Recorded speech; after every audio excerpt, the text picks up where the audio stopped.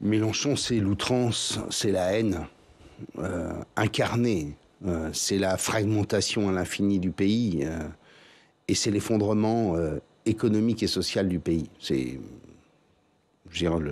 On évoquait ça avant de rentrer dans le studio. Penser que le Parti socialiste puisse avoir vendu son âme au point de s'associer à Mélenchon.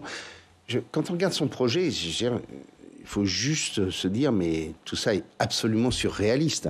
Je prends un seul exemple. Il est pour l'effacement de la dette. Mais la dette, vous l'effacez comment ? Vous l'effacez en disant à la Banque Centrale Européenne, qui détient l'essentiel de la dette française, peut-être terminé, il n'y a plus de dette. Ça veut dire quoi ? Ça veut dire qu'on sort de l'euro, qu'on crée sa monnaie ?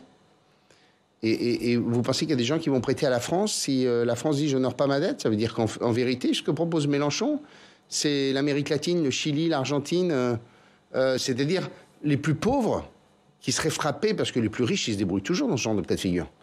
Les plus pauvres qui seraient frappés.